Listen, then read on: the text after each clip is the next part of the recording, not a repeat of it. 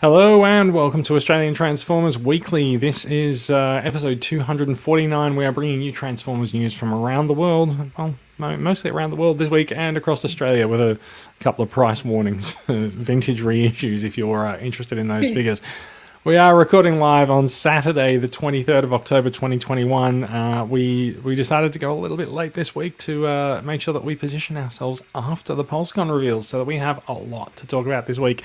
This week we will be talking about Transformers Legacy and other news from Pulsecon. So do stay tuned, and we'll be talking about all of those things after this.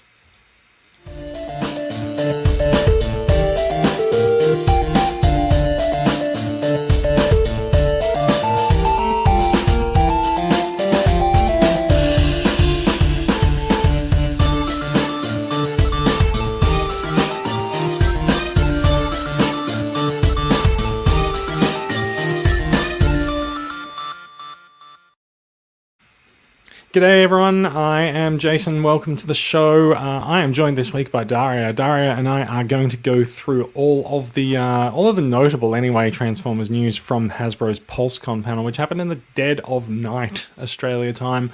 I'm sure given that it's about 2 o'clock in the afternoon Sydney time, people have been drowning in Transformers news all day long. So people have probably already seen the news, but we can still recap it and we can still give our thoughts on it. Daria, how are you doing there? It's been a week since our last episode for once, so there's not been a huge amount happen, I think, but maybe the word lockdown is a thing that no longer needs to be mentioned in the show unless it's actually a returning character in Legacy. Who knows? Well, we got out of lockdown, and then I got stuffed straight back into quarantine on the first day of freedom. So, because I went to a contact area, and actually, the instructions are a bit confusing, but they don't involve going outside. Yeah. No, I imagine not. Yes, hopefully you can at least open a window to let the outside in. Anyway, look, I guess a couple of negative tests later, and you should hopefully see some freedom. One down, one to go. Yeah, excellent. So, did you stay up until 3 a.m. to watch the Hasbro Pulsecon panel, as I perhaps misguidedly did that? No, this time I figured I'd wake to it and process it with a fresh mind, which I did, and saw who and what is incoming for the beginning of Pulse. It's fair enough. I had Legacy Pulse.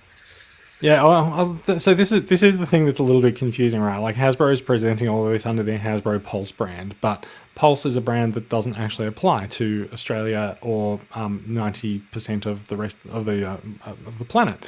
Pulse is Hasbro's online store for the US and now the UK and Canada. So it remains kind of weird that they're using that brand as their presentation of these things, but we are in a COVID world where companies do like to do their own streaming presentations for things, and Hasbro doesn't really have a notable brand for these things other than their own, but they don't really have an identity for streaming this stuff, so they leverage it under Pulse. And maybe it speaks to Pulse's eventual global aspirations for serving a global marketplace, but for now it's kind of weird. When you look at the schedule page for Pulsecon, it says it's for US, UK, and Canada fans only. Well, there used to be another entirely unrelated online store called Pulse here, and I wonder if there's still leftover, trademark or trading name issues. That's interesting. I think I'm vaguely aware of that one, but I don't think I ever used them at the time. But I mean, look, we've seen Hasbro deal with these things by just sticking extra words in front of it. If Pulse is an issue, they'll just call it Hasbro Pulse, which is what they call it anyway. Yeah, so I don't know what's happening there, but I mean, heck, we all watched in askance as Studio Canal insisted on sitting on the trademark for the 1960s Spy series for decades and decades, because as if anyone's ever going to want the trademark for Avengers. Oh, look, it's the same thing as people sitting on domain names, right? We've actually been offered several Transformers related domain names as TCCA. It's just sort of like, why we're doing fine. Why would we buy that domain name now? You're trying to make money out of it. So like thanks for offering us the domain name, but yeah, no, we're not gonna bite that. And also, I don't know how much money they think that we have, but we don't have enough money to buy pretty much most domain names. We own transformerscca.com and we're happy with that. Yeah. So let's get into some of the news. Like as is customary for the podcast, we do like to talk about new releases before we get into the news of the week. So very quickly, I'm just going to talk about those. So overseas, there's not much Transformers, not much by way of Transformers releases this week. There's been other brands come out this week. There's been some Star Wars and some Power Rangers stuff released, but yeah, nothing much Transformers related. It does seem that Takara's premium finish line may have been delayed. We should have been seeing that. Come out. Well, we should have seen some imminent release information for that by now. The line was meant to release 2 figures per month starting in October, and October is nearly over.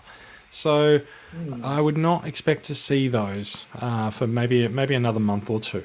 We haven't even seen any in-hand photos or leaks of them, and they do come from the same factory as everything else that's been leaking like a sieve. Local release news, we've also seen, for some reason, Netflix seems to be the line that keeps on returning to Kmart stores. We've seen all 3 waves of Voyagers turn up at Kmart stores in various locations around the country. I'm not going to say nationwide, in varying quantities, but we've seen sightings of Wave 1 to 3 Voyagers in some way, shape or form over the last month from pretty much everywhere that's not New South Wales. New South Wales is still waiting for the Wave 3 Sparkless Seeker and Optimus Primal to release. And then this week we've seen the Wave 3 Deluxes return to Kmart stores as well. So if you missed out on those, that's the DCS drone, what is it? It's DCS drone, Deep Cover, Cheetor, and Sparkless Bot. So if you're into those figures and you missed out on them at Kmart, at Kmart's very good price of $29 each, get into your local Kmart store and you might find them on shelves. We are also seeing Studio Series Sweep and Wreck-Gar turning up at Kmart as well. So if you are looking for those, Sweep is the non-Scourge repaint, and Wreck-Gar is the Junkion that we know and love, and he's quite well regarded, the Voyager class figure in Studio Series. And finally, a little word of warning: if you are looking for the vintage Beast Wars reissue figures, those figures are Rat Trap, Cheetor, Optimus Primal, and Megatron. You will find them starting to hit shelves at Big W around the country this week, but holy shit, you probably want to be very careful about how much you spend on these figures, because we're seeing figures that should have a $30 to $40 price point coming out at $60. That's Rat Trap is tiny. Rat Trap is $60 and Cheetor is $60. And these figures were released and you could import them for about $30 to $40.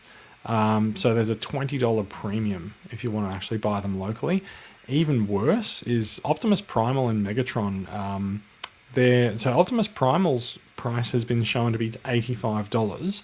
Now, Primal and Megatron have the same price if you were to buy them overseas. So it's quite weird that Primal's price is $85, but Megatron is $105. And so those are very high prices for the vintage reissues. And if you are looking for those figures, like if you really want to walk into a Big W store and pick them up, then cool. But otherwise, I would suggest that you might want to import them from maybe Southeast Asia or thereabouts. And it's not usually Big W that does the big price hikes. No, it's not. So we've seen these big price hikes on vintage reissues in general in the last couple of years. So Soundwave is quite expensive. Soundwave's cassettes were quite expensive, and of course the trailerless, just the cab Optimus Prime, I think was $60. Oh yeah. So yeah, notably for that though, I mean,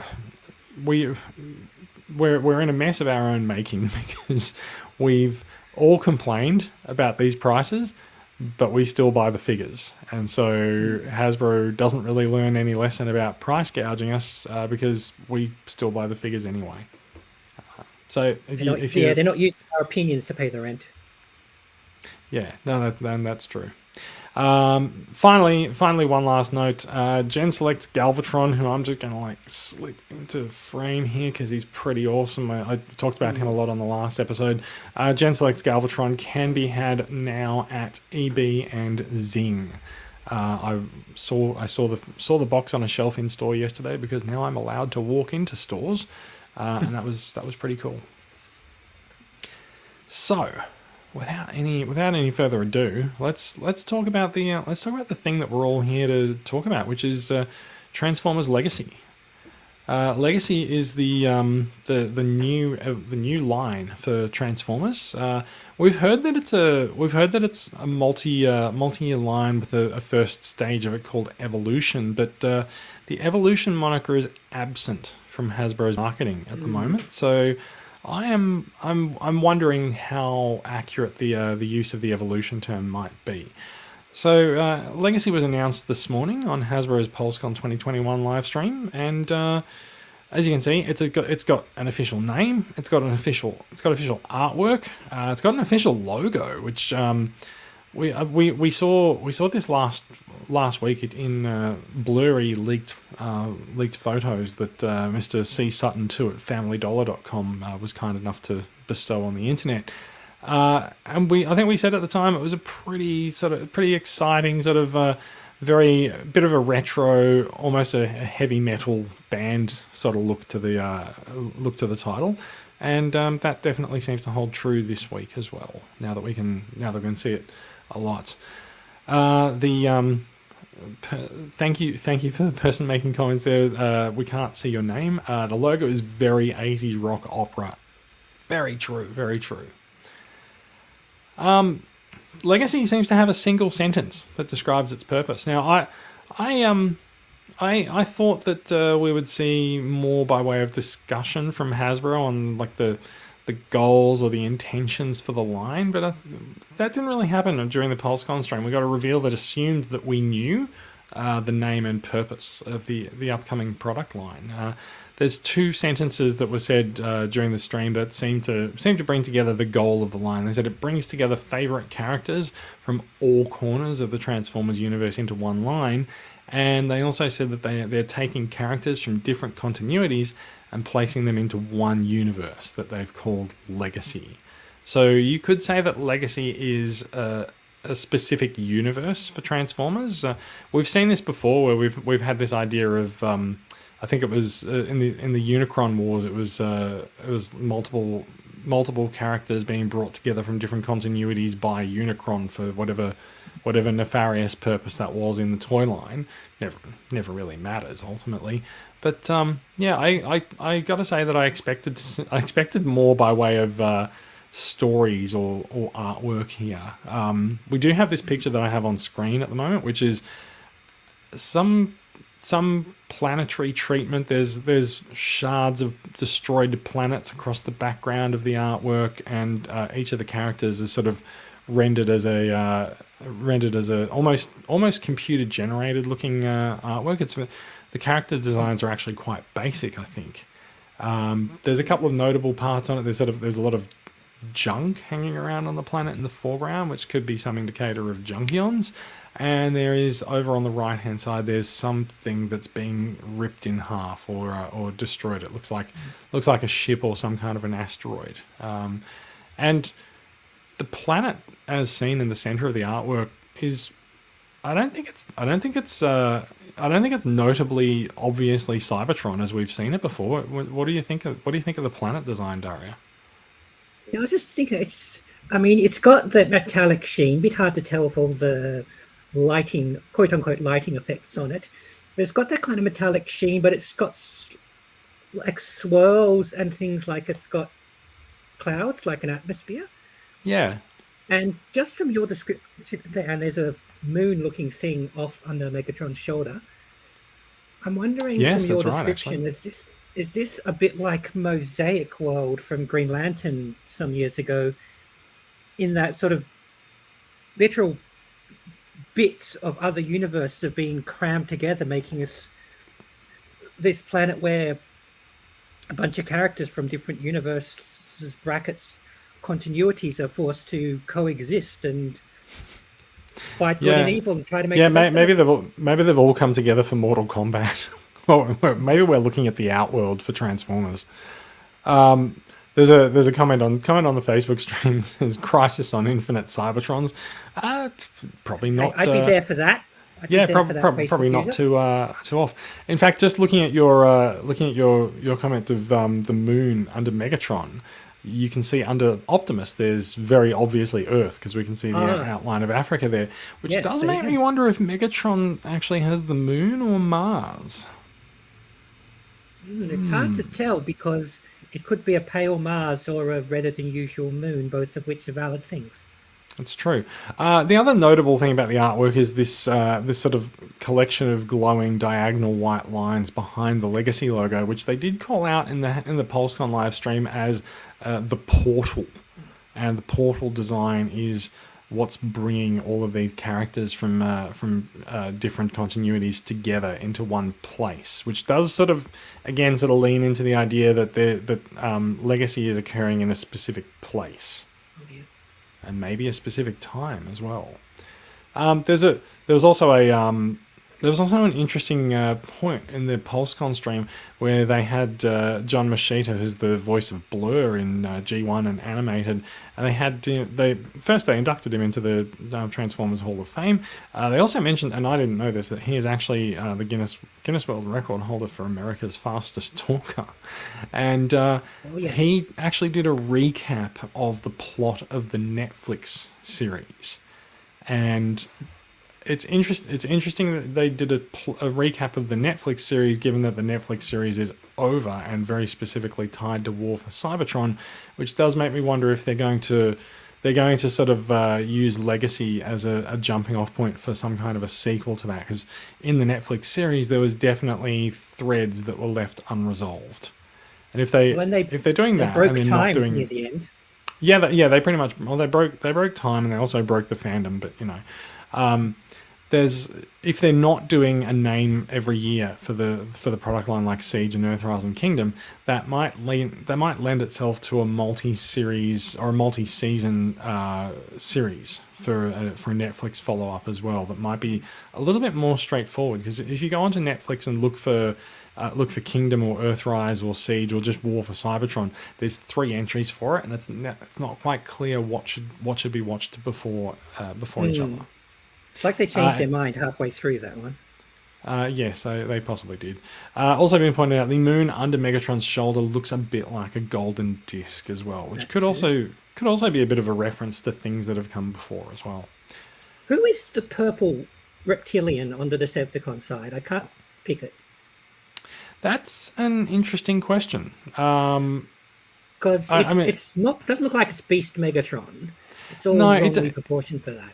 It doesn't look like Beast Megatron, but it does look somewhat reptilian and some kind of a smaller version of it. And I'm wondering if it's meant to be like a I don't know. I was gonna say if it's meant to be like Rat Bat or something, but it's really not quite right. Comment on Facebook does say it could be Iguanus. Okay, yeah. And Iguanus is meant to be a pretender. We are said to be getting an update to pretenders in this line, but we didn't see that revealed overnight. I think there's much that hasn't been seen of the. We know that there's much that hasn't been seen of Legacy based on what we've seen overnight. Yeah, well, that and all we've got is what we saw overnight. So that was always going to be the tip. Yeah, that's true. Going back to the whole idea of bringing things into one place, I feel like there's been a few people that have been caught off guard by this week. We've heard for a long time that Legacy is going to have characters from multiple continuities all brought together, And there's been questions over how exactly they're going to do that. Like, how do you make Transformers Prime bots coexist with Unicron trilogy bots when there's a very different art style that went into the production of that show, and how you bring those two things together. And it does seem, and you can sort of see this in some of the artwork on display here, but it'll become very obvious as we go through the products that have been revealed. Hasbro's not actually going to remake the characters that have existed across these disparate lines in the past, but they're going to bring these characters from those past lines into a more standard current line. And we know that they've been very heavily leaning on G1 history for most of the War for Cybertron line, and we saw this happen in the last year in Kingdom. They brought those Kingdom characters, they brought the Beast Wars characters into the current line, and they updated them in such a way that it didn't make them look out of place. So you have G1 characters and Beast characters happily sitting side by side on shelves, without any sort of incongruity or anyone going, well, they obviously don't look out of place. Like, the engineering is up to date, the scale is now similar, so there's none of this Beast Wars characters being really, really small. But what we also see is that as they bring these characters out, I think they're going to bring them into a more standard design, so that when you bring Transformers Prime characters into this Legacy universe, they're going to look like they're part of the Legacy universe rather than part of Transformers Prime. The core of the character is still there, and in many cases that means that the color scheme is intact, and the head sculpt looks very much like what we've seen before and what we expect. And you can in fact see on here, as far as head sculpts go, like on the Autobot side, there's Prime, very obviously Prime. There's Transformers Prime RC, who has the very distinctive blue color scheme and the pink lines around, sort of lining her face. And you've also got Bulkhead, who also shares his face design with Bulkhead as seen in Prime and in Animated, but his vehicle mode is way different. We also can see Blaster, who also very much looks like his G1 Blaster interpretation. So, let's talk about a little bit of Ditto on the gimmickry. Decepticon side, really. You know what? I didn't even look at the Decepticon side. Yep. I feel like the Autobots are much more recognizable. But like, yeah, you're right. Megatron. So Megatron's recognizable. The Seeker there is also quite recognizable. Whether that's Starscream or someone else is a little bit unclear. Kickback is also quite recognizable. We've already stumbled over Iguanas, so I'm going to ignore that. And Dragstrip as one of 5 Stunticons is recognizable by color and shape, but I don't really know what Dragstrip's face is meant to look like. Do you?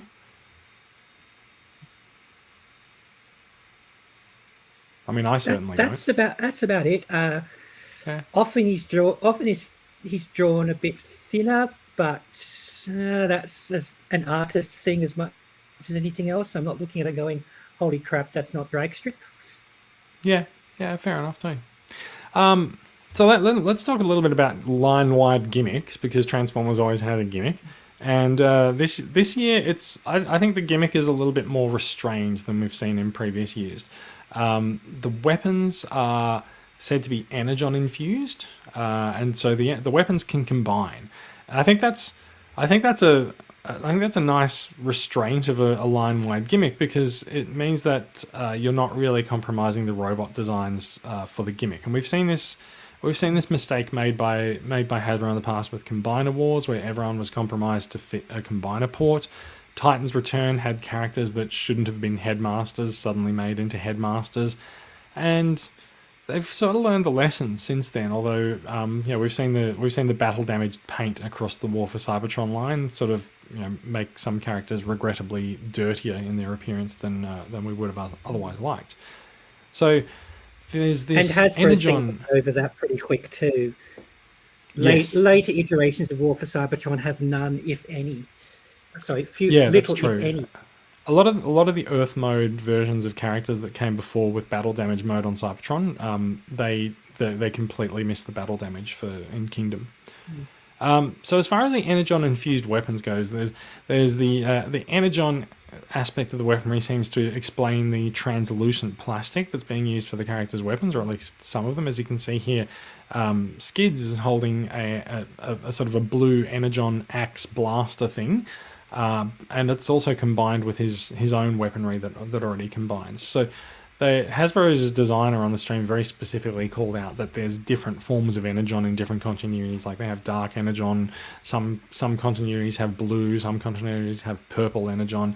There's different purposes and different colors, but they can all combine and make new and interesting weapons. Like I'm not really sure what we're looking at in Skid's hand here, but at least it's a little bit more interesting to me than a little Micromaster that's folded over to become a gun.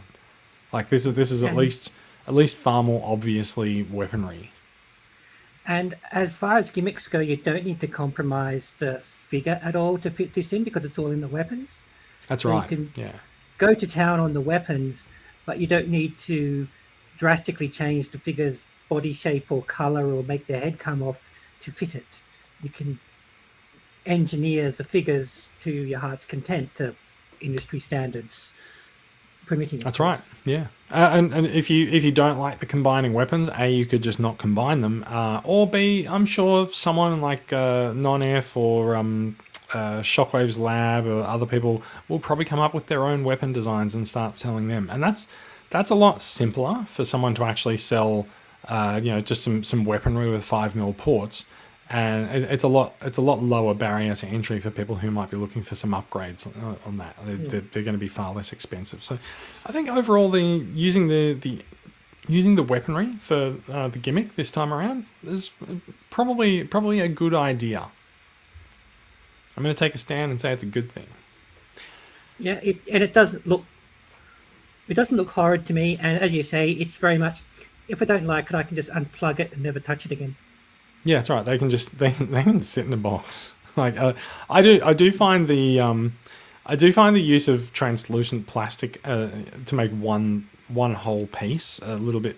I find it a little bit lazy. Like I think it was either RC or Elita 1 where the gun for the figure was entirely made of clear plastic. And I'm like, well, it's not really much of a gun, is it? Like you kind of expect a gun to have a physical presence with a metallic finish because it's an item that actually needs to contain inner workings. And if you're looking at a translucent piece of plastic, you're looking through it. There's obviously no inner workings to this. And like you can see sort of the blaster aspect to this this clear blue piece that Skins is holding, but like I can't see how that works as a gun or as an Energon blaster. So like I would probably actually just use it as a battle axe or something instead.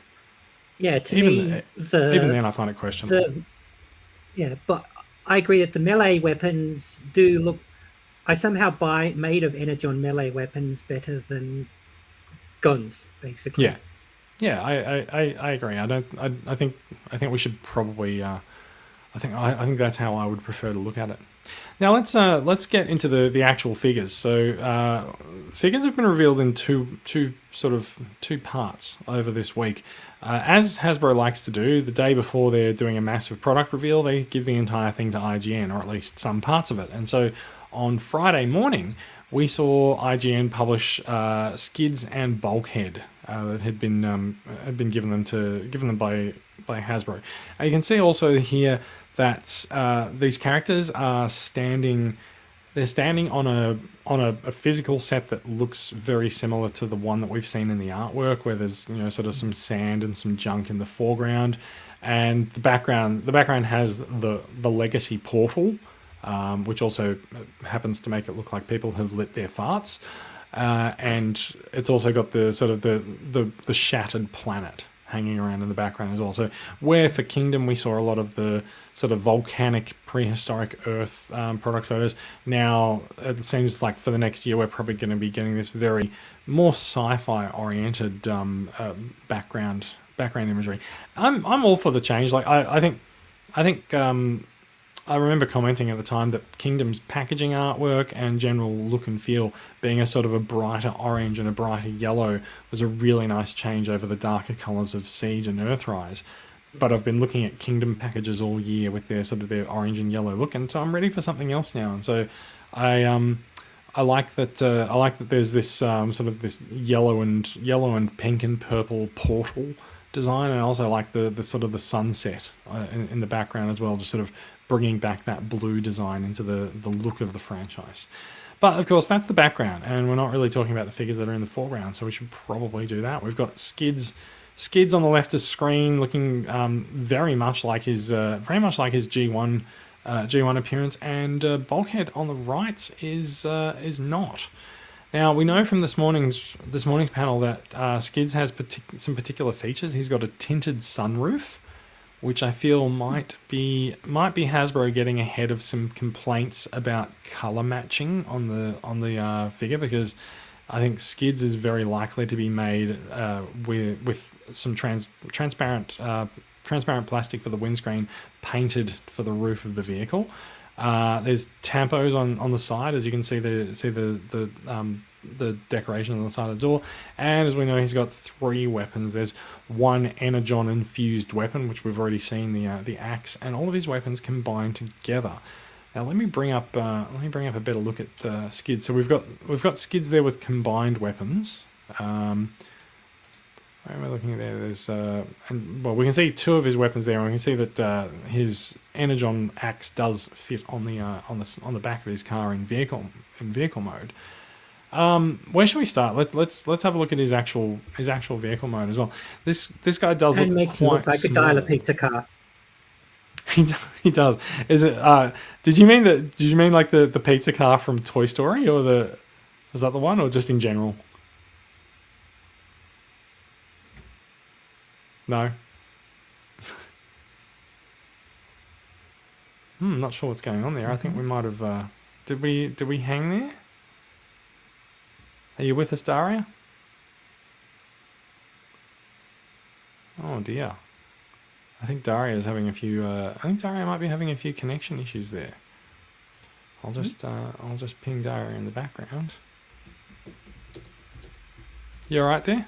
Do you want me to go out and come back in again? I don't know. I think we can just continue on. It seemed like everything froze up there for a minute.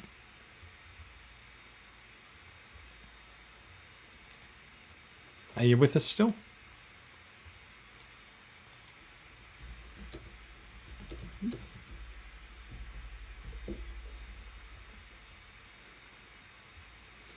It breaks up, then starts again. Yeah. Maybe do exit and rejoin, and we can try going pick out it and up. coming back in again. Yeah, cool.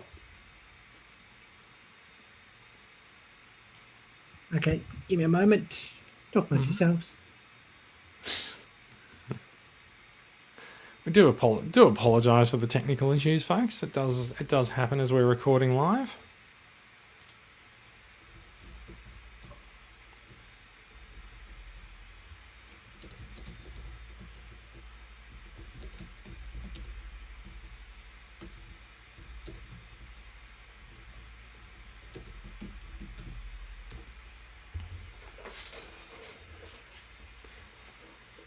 And this does actually make me realise that we probably need some kind of a technical issues overlay that we don't have, because we've never had to actually apologise for technical difficulties during the live recording, but it can certainly happen.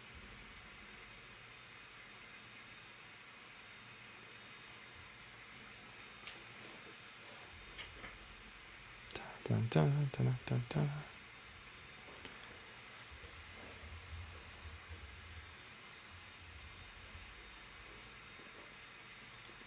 What I might do is give us a bit of time to get things back together. Oh no, there we go.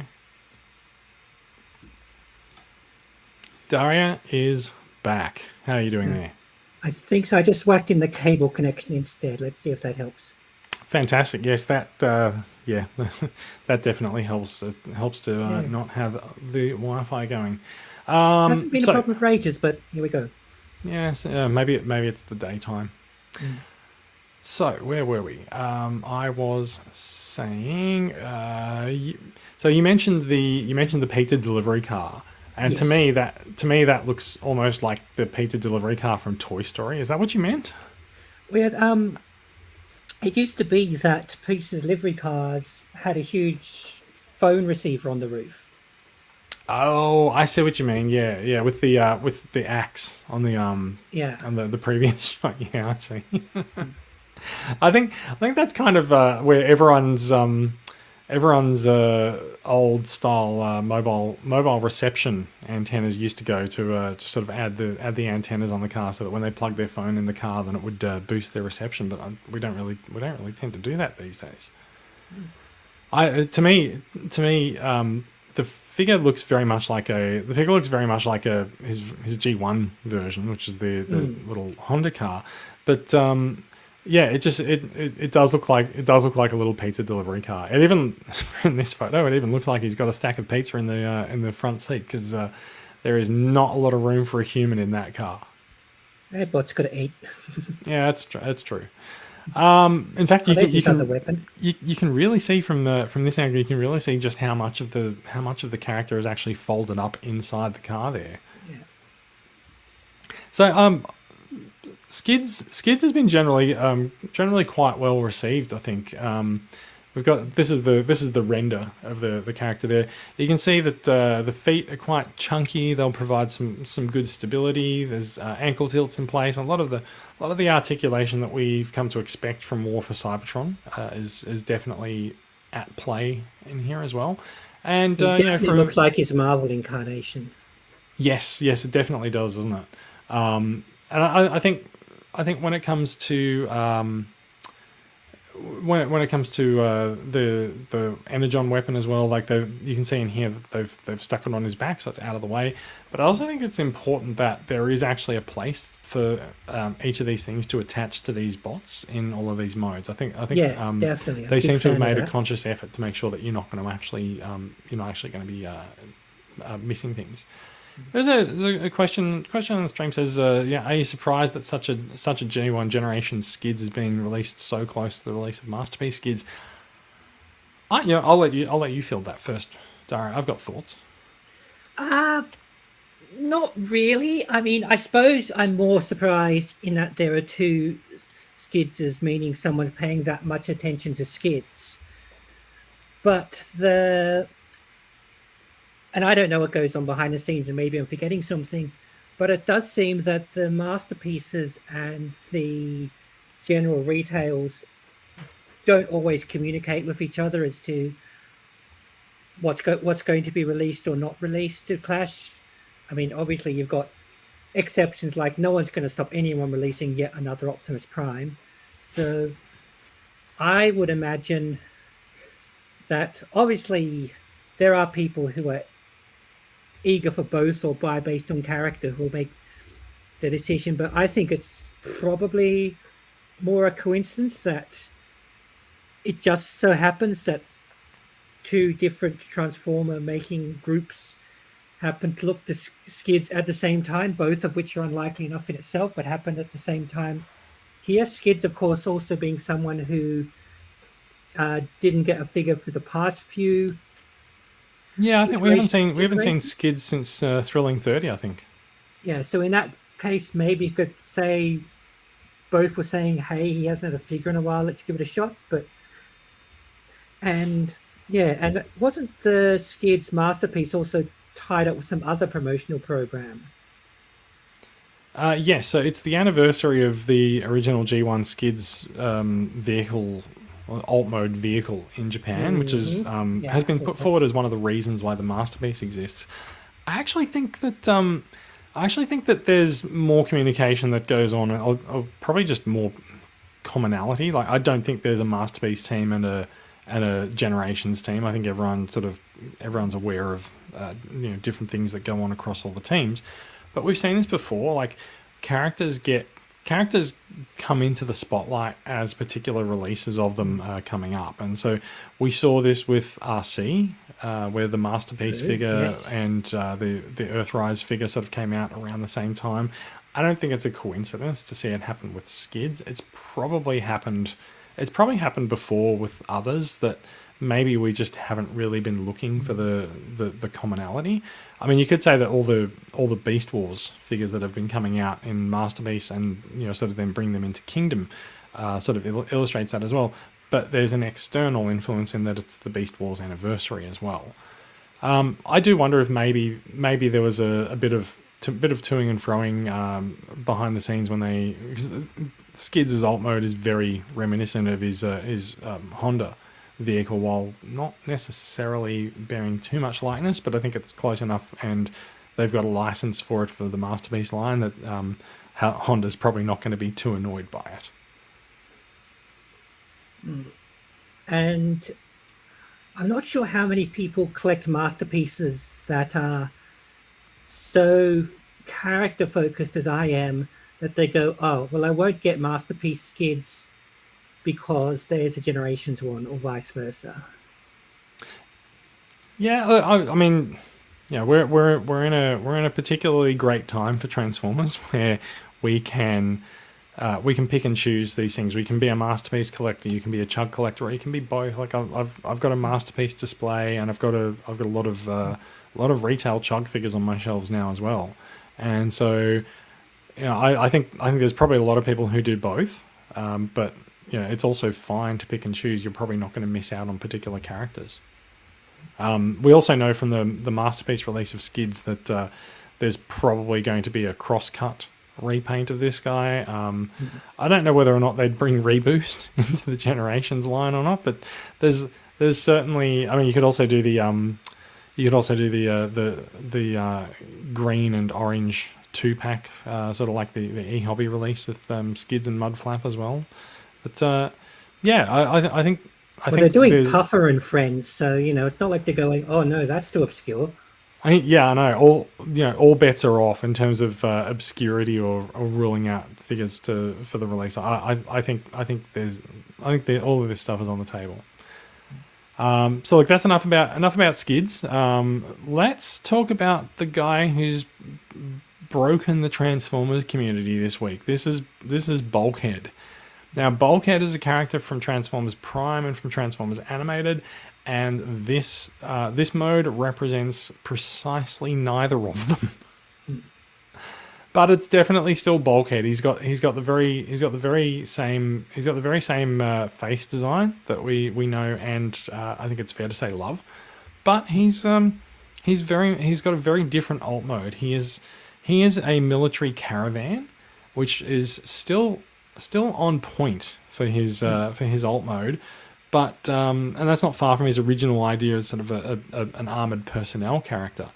But we have heard since this came out and people collectively freaked out that Bulkhead's no longer Bulkhead. We have heard, and they did talk about this on the stream this morning. This is an attempt to G1ify Bulkhead, and if you were to insert Bulkhead into G1 and then modernize him into a current product line, then that's what you would get here. And so, it's a G1 Bulkhead done with a modern articulation.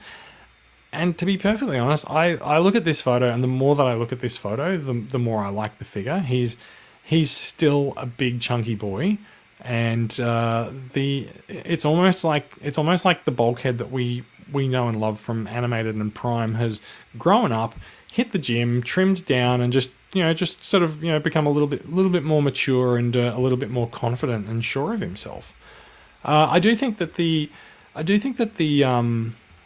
front of the truck being the entire chest of the figure, I feel like that's a little bit lazy, but there's. I also think that's what's provoking a lot of the reaction, to be honest, because that is the most immediate and obvious difference between this and the other Bulkheads thus far. Yeah, that's true. I think it's a little bit lazy. They could have done some stuff to sort of round it off a little bit more, or change things a little bit, but that's also probably just engineering for engineering's sake. There's every single change that you make to introduce moving parts increases the complexity and the parts count of the figure, and I think it's probably enough as it is. He's got some nice proportions around sort of the legs. He's sort of got a non-existent hips, but that's also not uncommon with a lot of the War for Cybertron figures. and you can see that a lot of his mass from his truck is sort of folded down into his legs. I think it's fine. I don't think it's as controversial as people like to make it out to be, and I think there's just a lot of people who are complaining because they like to complain. And that's I've tarred everyone with a particular brush there, but yeah, let's have a look at his alt mode. You can put his shield on his back. Okay, I'm much happier about that now. I've seen that. Yeah, yeah. I mean, so they did say that he's got 5mm ports all over him, so you can attach things everywhere. Yeah. Well, one of my pet hates with things is where they go, "Oh, here's a bit of the vehicle mode we don't know what to do with. It's a shield." Yeah. So this has been talked about a lot in the last few days. Go on. Yeah. And I think if you can make it optionally into his backpack, then that's fine, because that's probably what it'd be if it was still attached. Makes him a bit part formery, but that, yeah, it's when the extra part has nothing to do except being stuck to their arm or in their head and say, look, it's a shield, and half the time it's not a shield, it's just a car roof that you've stuck in someone's head. I mean, RC's quote-unquote hoverboard is a particular egregious example of this. And yeah, I found at least of that mold you can also stick it on her back. I mean, I'm fine with this too. One of the things I was just thinking about this the other day, that the line that really kicked all these off way back in Classics, back in 2006, whenever, is they actually took the classic characters and reimagined them a bit as they updated them into the new figures. And then the Generations line sort of morphed into how exactly like their G1 animation models can we make them. And I thought, while those were cool, I thought we did kind of lose some of that moving with the times, staying fresh that Classics had offered us. And yeah, I agree. I think it's nice to see that return. Yeah, I mean, it also gives you another reason to buy some of the existing characters, because rather than getting sort of, a really G1 accurate mode, now you're getting a sort of a more modern reimagining of it, but with the articulation and all the detailing that we've come to expect from the last 3 years of War for Cybertron. And I think I voiced this in a previous podcast, that you basically must have by this point had the poor sods having to make one, probably two or more G1 Optimus Primes every year that had the same robot mode and the same truck mode, but somehow you had to make them different. Yeah, he's got a new hat. Yeah, exactly. So I'm quite happy for Bulkhead to represent an attempted change. I don't think his alt mode doesn't suit the character at all. I mean, he shifted from a chunky military transport to another chunky military transport. It's not like they busted him down to a moped or something. Yeah. So yeah, he's different, but yeah, I don't see him as unbulkheady, and I'm eager to see actually what this leads to with some other characters. Yeah, well, I think we'll have another example of this coming up shortly. We might actually move on to the other reveals from today, because we're still stuck on Friday's reveals. Very, very quickly, a couple of comments. If you don't already have a Bulkhead in your collection, this version would be a very good addition. I agree. I also think my that plan, Facebook user. Yes. Random Facebook user, please go to streamyard.com/Facebook so that we can see who you are. I think updating characters that we've seen introduced in the last 12 to 15 years, Hasbro faces a really interesting challenge, because those toys still exist, they can still be had, and you can still add them to your collection, and they don't look terribly out of place. Like, they do look better with their other range mates, but like, the fact that they're bringing Bulkhead into this line doesn't mean they need to just remake the Transformers Prime Bulkhead. That figure is still out there, and you can still go and get it. And so what they're really trying to do here is make, hey, this is a new Bulkhead. We're reimagining Bulkhead for Legacy, and it makes a new thing. You can get Prime Bulkhead, you can get Animated Bulkhead, or you can get Legacy Bulkhead. And if you're a fan of Bulkhead as a character, and you kind of should be, you're probably just going to add this one to your collection. And even if people are complaining about it, they're probably still going to get it anyway, right? There is a question that's coming. Will a Megatron be released in the future? Very likely, because Megatron features on the artwork for Legacy, as we had this up earlier. So you've got Prime and Megatron. There is a Prime. We're going to get to Prime shortly, and we can assume that there'll be a Megatron, but we haven't seen him revealed just yet. So we'll see what comes of that. Let's move on to the figures that were revealed today in the dead of morning at 3:30 a.m. or so. We've got the article from TFW 2005 up that has all of the figures that were revealed. It beats looking at screen caps from the stream. So we're just gonna move into these. So the first figure that we saw revealed this morning was Dragstrip, and Dragstrip is notable for several reasons. Being a member of the Stunticons, it is of course a confirmation that there is a Menasor coming.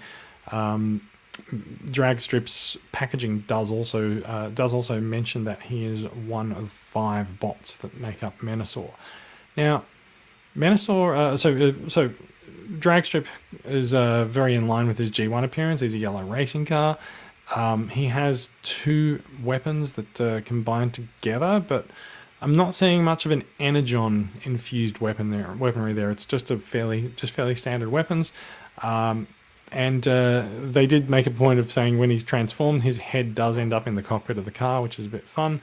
But the most important thing that I can see here is that there is no obvious combiner port. And this was an issue that we had with Combiner Wars, where characters were engineered around this very big, very chunky square combiner port that was very obviously how you plug this into the main combiner. And that appears to not be a part of Dragstrip, or at least not an obvious part. There's sort of some pieces around his sort of the lower chest that might well take that function, but I don't think it's especially obvious, and I don't think it's really compromised the figure. It could be as well. in his back, I suppose. It could be, yeah. Especially because I think with the Stunticons, they're meant to be vehicle design outward when they're attached to limbs. So.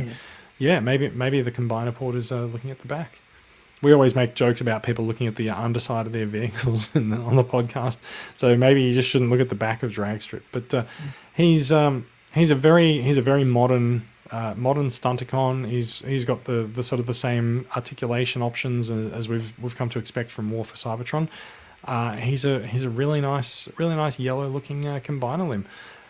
I don't really have that much to add other than that. Do you have any thoughts, Daria? He's a bit chunkier than Dragstrip usually is. But as I've said, I think that's as much because Dragstrip has a thin... He's a Formula One racer, which are generally proportionally thinner than regular cars. And even though the other 3 car Stunticons are fancy sports cars, they're still car-shaped cars, if you see what I mean. So they've chunked him out a bit, but I don't see it as a detriment. He actually looks in better proportion. The picture you've got on screen now, which if you're coming from the audio version, it's Dragstrip sort of walking forward, gun in hand, as if he's creeping up on someone or going to finish someone off, and that's showing some great articulation. And yeah, I think they've basically sort of refined the basics. Gone, okay, we know what he is. We know how to bring him into line with the others. Let's do that. And basically, yeah, his face is pretty much the same. And I know that's a major thing that sometimes they change a bot's face too much. It doesn't feel like them anymore. That still looks like Dragstrip to me. So, and I think releasing one combiner guy up front also means you get to take a look at how well he's engineered as a single figure, because a lot of combiner figures, especially when there's a lot of combiner sets around, their individual benefits or detriments tend to just be forgotten in terms of being an arm or a leg or whatever. So I think having him as just a single one at the start of the thing, you get a bit more of an idea of them as individuals, both as a toy and maybe as a character. Yeah. I think also by putting out one of the combiner limbs in wave 1, it says at least there's probably going to be 4 waves because unless they want to stack them later on, we have heard that Motormaster is going to be the commander class figure for this year. We don't quite know what that means for Menasor, whether we're going to see sort of a large part of Motormaster's trailer become sort of the body of Menasor and just attach the limbs onto it. It's all up in the air. But the one thing that we do know from this is that he's definitely a combiner, and I confidently predict that every single third party that's ever made a Menasor is rushing it to be reissued right about now. Let's move on from Dragstrip. We're gonna talk about another Transformers Prime fan favorite character in RC. Now, RC is coming back to the franchise. It's the first time that we've seen RC in her Transformers Prime mold and look for a while. And similar to Bulkhead, she has been updated into a sort of a more congruous look with what we've come to expect from the current line. Like a lot of the Transformers Prime figures were very, very thin, very slender, and had sort of a lot of sweeping lines to them. So this sort of brings RC more into line with the War for Cybertron design for the figures. And there's still notably RC's head sculpt there, where there's sort of the pink accents around the sides of her face. We have heard that she does have a light piped head as well, she's very obviously Transformers Prime RC, but also not the same figure that we saw in Transformers Prime. So it's very obviously a new figure. She comes with 2 Energon blades that do combine into the wheels, and there's also an extra blade that might go into one of those wheels as well. So we can see she's got a few options for weapons, and her alt mode is a 90s style sort of like a muscle bike or a power bike or a motorbike, however you want to call your motorbikes. It's the first time we've seen a deluxe motorbike transformer for a while, I think, as well. I'm struggling to think the last time. So obviously there's Wreck-Gar and Co from Thrilling 30. We saw Groove in Combiner Wars, and we have seen Studio Series RC and other bots, but they were a lot smaller than Deluxes as well. So yeah, I think it's nice to see what modern engineering practices can bring about in Transformers for making a Prime RC mold. Yeah, I think they've done it well. Yeah, I think so too. I even just looking at this photo here, I can even appreciate there's a detail such as having a stand on there as well. Like this is a motorbike with a kickstand. It's pretty cool. Also, it's very grateful for anyone who wants to display said motorbike mode. Yeah, you don't have to lean it up against something as well. You can also see, in fact, there the blue Energon wheel that we looked at earlier does in fact split in half to become the Energon blades. So that's the weapons, the Energon infused weapons that we were looking at. There's a spoiler. I don't really have that much to add for Prime RC. I think she looks good. She's been one of the more divisive characters that's come up today. I think that might be partly because of her nose. Her nose? Yeah, Prime characters didn't have noses. Right. Yes. Yeah, that's true. A lot of them didn't. I don't know if like the fact that she has one now is what's turning people off the character. Like I've seen a lot of people this morning just go, yeah, I want everything except RC. Well, I mean, yeah, it does. See those remarks. So yeah, I mean, I'm fine with that. I'd probably happily add her to my Autobot shelf. She can I definitely would with her G1 namesake. I feel like it looks like she might be a bit empty around sort of the middle of the body, sort of behind the torso design. I don't think there's much to her there, but that's kind of a reality of making bikes that transform into robots, right? Yeah, I mean, it's always been a bit of a thing with motorcycle transformers that you usually end up with a spindly bot mode or a chunky bike mode. And this One of one, the comments says RC is a Beyblade player. Yeah. So yeah, I'm a Transformers Prime fan, so I'm happy to see RC come back. Yeah, I'll be happily adding her to the shelves. I think the those Energon weapons look quite striking attached to her arms in this case here as well. I don't think they look so great attached to the back of her motorcycle mode, but they look great on her arms. No, but that's kind of the thing, is that attaching those weapons onto the vehicle modes is always going to compromise the vehicles anyway. It's just that they're right behind the seats. You could just murder Jack just in case you take off really fast, you might slip off and just cut yourself into 3 on the Energon blades. You're quite right. That's why Jack's not in Robots in Disguise, everyone. Oh dear, well that's dark. All right, let's go to the second last figure that was revealed today. So we are running a little bit over time. Kickback is the very, very welcome modernization of one of the G1 Insecticons, and he's got a very G1 chunky look to his body. I really, really like it. I think it's a fantastic modernization of that blocky G1 design for the Insecticons. He has a chromed metallic finish on. I think it's on the weapons and also on the wings, and I think that comes through more in the actual photos of the toy. Maybe less on the wings actually, but there's definitely chroming on the weapons. There's a tinted chest, which is also pretty cool. That's a really nice throwback to the original character. And there's Energon swords. Not really sure why there's Energon swords, but it's okay. You also have the option of just not using them. So yeah, they've added extra weapons to Kickback, and that's fine.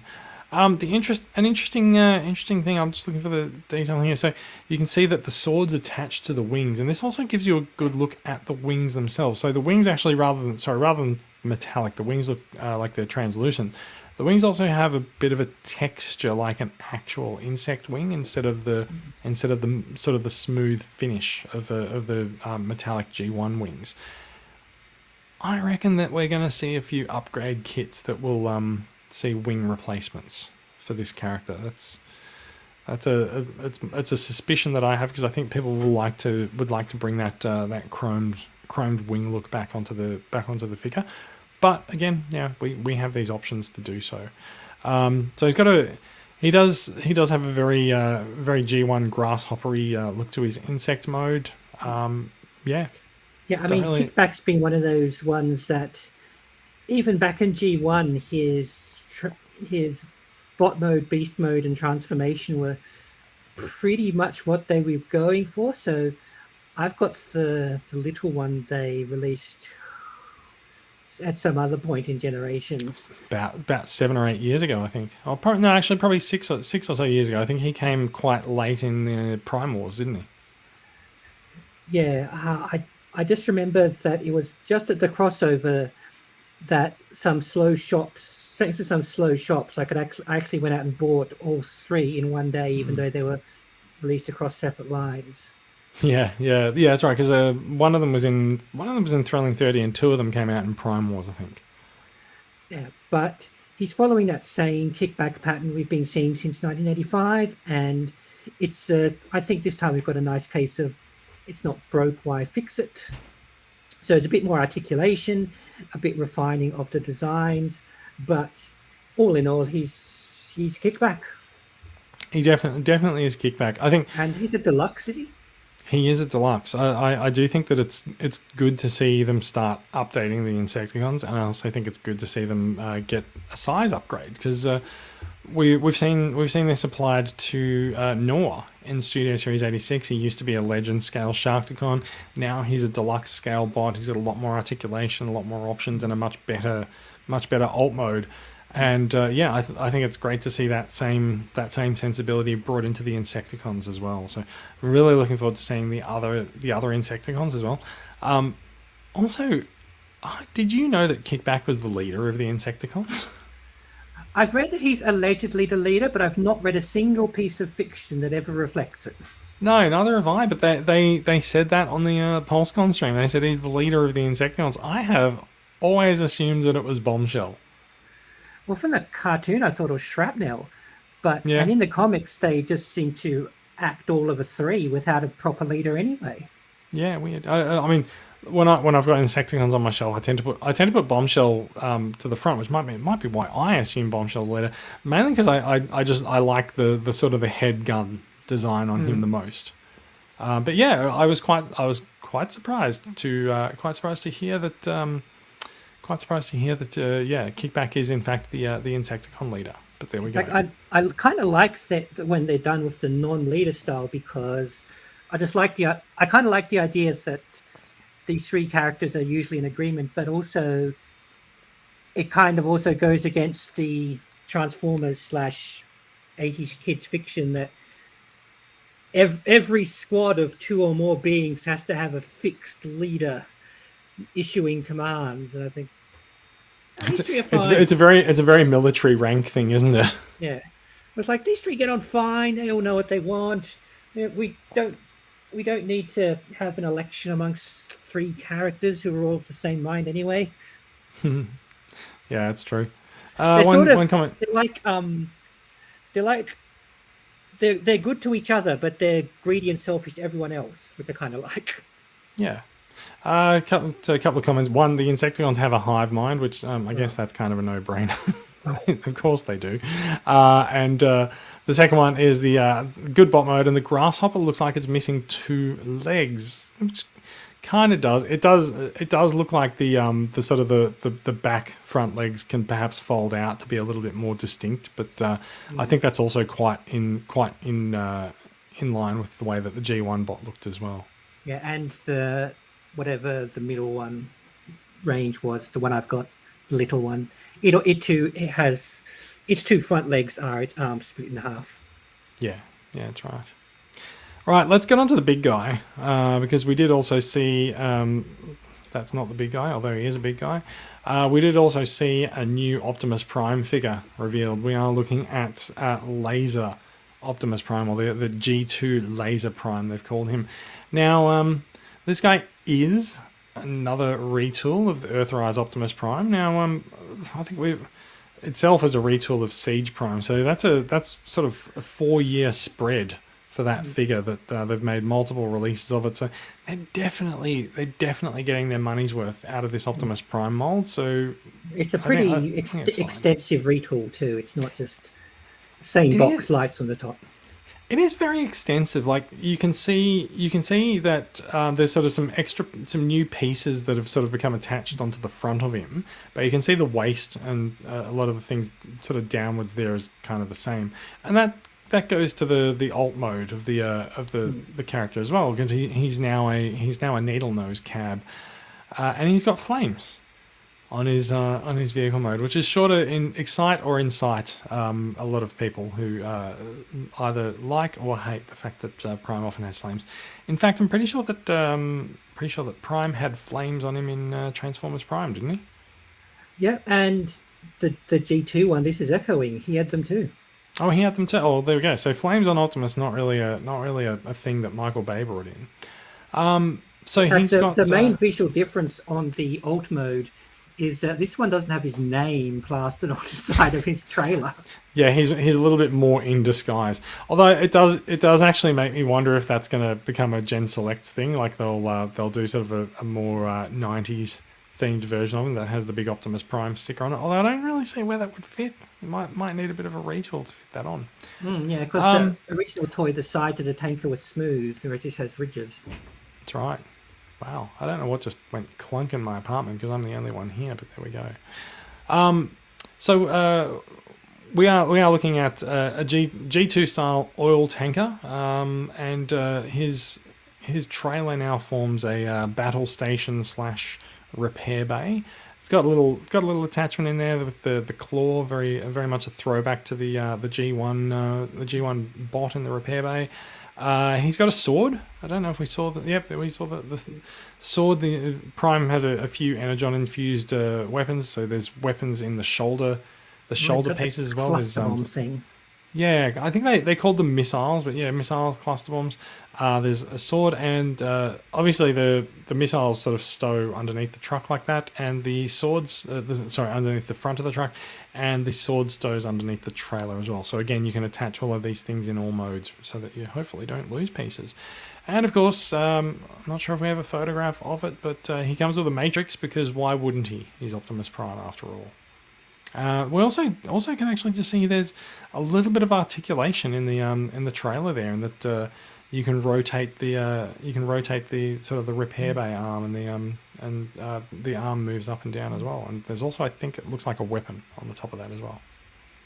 Yeah, so in the G2 toy, they had one of those air bladder missile things in there, and they've probably done away with that because they seldom worked anyway. It seems likely. Yeah, and it doesn't look like he has his actual laser rod gimmick that gives him his name. But in terms of figure itself, I mean, it looks like a pretty good recreation / update of G2 Optimus Prime, who was he was one of the early ground up reimaginings of a character that I mentioned before, even before Classics, that he turned into a different kind of truck, and his robot mode was obviously the same guy, but with different thinking behind it. But retaining the idea of him having like a trailer full of accessories and weapons. I think it's interesting if you look at the vehicle, the cab in this shot in particular, it really looks like they've just stuck an alternate front of the cab onto Earthrise Prime. Maybe. I mean, look, it does look like the front of his cab is still his big shoulders, so that'd be a bit of a change. Yeah. Also, yeah, the front of the cab is definitely the shoulders. We saw that in the robot mode pics. You can see the wheels and the grille on there as well. But yeah, that does change a little bit to the transformation. But I think that front of the truck just folds down on there as well. So I think it looks like they've attached pieces, but they've attached them in such a way that they can actually form the front of the cab. Yeah, and his waist down being the same.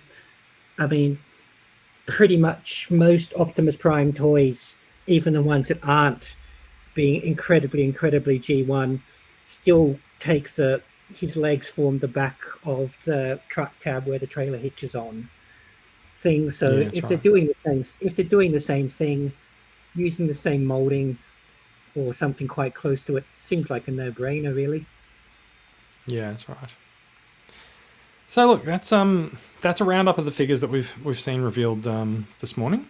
There's very likely some characters that are missing from this Wave 1 assortment. Like I don't think this is a full reveal of Wave 1.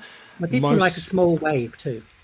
It is a very small wave. That's why I think there's some things missing. Most waves we've seen before have 2 leaders and 2 voyagers per wave. Although it's possible that they're simplifying the lineup. So voyagers currently ship in 3s. Maybe they're going to bring that down to 2, so that they can just ship 1 of each in boxes to shops. Maybe they're also trying to sort of avoid the shell forming aspect of figures by just giving people less options. So if you go in to buy Transformers, well, you're going to buy the Voyager instead of choosing which Voyager that you want. There are a number of notable omissions though. There's a bunch of stuff that we didn't see. There's only 7 figures, so the core class is completely absent from this product reveal. We have seen leaked and rumored core class listings. We also have seen Blaster mentioned as a very, very sought after character. Soundwave has been done a lot in War for Cybertron, and so Blaster is on the artwork. So there's very clearly a Blaster figure coming. It would have been nice to see him, but we'll get to that. It also would be nice to actually see Menasor, since they are launching the entire line and trying to give us a taste of things to come. So At some point, we're going to see more of Menasor, but yeah, it is not to be today. It makes sense. By leaving out things like the rest of the Stunticons or even Megatron front up, you get people paying attention to the line, waiting for those figures you'll know they want, and they might spot some others they want along the way. Whereas if it was all front loaded, they might go, "Oh, I've got Optimus, Megs, and the Stunticons. I'm done." Yeah, that's right. We'll talk a little bit about packaging. So packaging, the packaging was revealed, which I'm a packaging nerd, right? Like I tweet about Transformers box designs and things like that. So I'm pretty happy to see packaging given a bit of time to shine in the stream. Very interesting design on these boxes. I think wedgy probably seems to describe it. There's multiple wedge shapes on these boxes. There's a left edge as we look at it and a top edge, and they're no longer a uniform size or shape as we've seen on the sort of the right edge of a lot of the War for Cybertron boxes. The top edge comes down at a particular angle, and then the left edge comes up up at an angle, and so it changes a lot of things. But the one thing that I think it does bring to the packaging is that it lets them save a little bit of cardboard, and so I expect to see the wedges continue because it'll let them continue to save a little cardboard. And I also wonder what this means for the way that they package these figures in shipping boxes, because we've seen with War for Cybertron that figures are packed back to front so that their wedges interlock and it saves a little bit of space in the box. I think they'll lose that here unless they ship two figures opposite each other and one upside down. So I think that's a possibility. Looking at the figures, I actually looking at the box designs. The boxes to me almost look a little bit more Takara than Hasbro in their design. And I don't know. I don't really know quite how to articulate that other than the way that the box frames the character. So there's a texture on the left, there's a texture on the right, and there's a logo at the bottom, and then you sort of see the character artwork in the middle. And so you see the artwork on the leader class box, but you still have a window into the box, but there's no plastic on the Voyagers and the Deluxes. And so like that to me looks very Takara in the design. Like I'm thinking of sort of the Takara's animated boxes and some of the Henkei boxes. But you know, like it's not like Takara has the monopoly on that stuff. But I do think they're very striking looking boxes. They're again different to what's come before, and I think that's a good thing. I think we're also seeing there's a sort of a black hole on the side of each of the boxes that might be a finger hole for like lifting and shifting boxes. I'm not entirely. Are you seeing that on the right angles to the Takara Tomy logo? Yeah, Oh, yeah. I thought that was another planet. Yeah, I'm not sure if it's meant to be a planet or a black hole or part of the artwork or not, but like it does strike me that there probably needs to be something on the box to aid picking it up. So maybe that's it. I don't know. Yeah. So I mean, boxes are boxes. As much as I like them and appreciate them, I'm probably not going to keep them. They're just retail boxes, and they will go into the recycling. I do think that what we're going to see here, though, is because there's no plastic windows, so I'm expecting to see characters tied into the boxes with the same ties that we've seen in use on Origin's Bumblebee and on Gen Select's Galvatron. It holds the figure in quite securely, and I think if there's any additional weapons and stuff, they'll be packaged and held in by the cardboard and the box design. We've seen that happen very specifically with Galvatron as well. So we've seen once you open the box and I think once you open the box and pull the figure out, it'll be very easy to access those weapons and get them off the cardboard. But I think all of the accessories will be fairly securely stowed inside those boxes, even though there's no windows. Yeah, I mean, I also just tend to chuck the boxes out unless I actually have use for them as a box for some reason. Yeah, I use the Gen Select boxes for shipping other things around, but like I'm not going to use these to ship other things in them because they don't look like you would stick a shipping label on them and expect something else to ship inside them. Well, at the moment, a bunch of War for Cybertron Deluxe boxes are interlocking to hold up the monitor stand. Fantastic. There's also another piece. I'm not sure if I've got the photo of it up.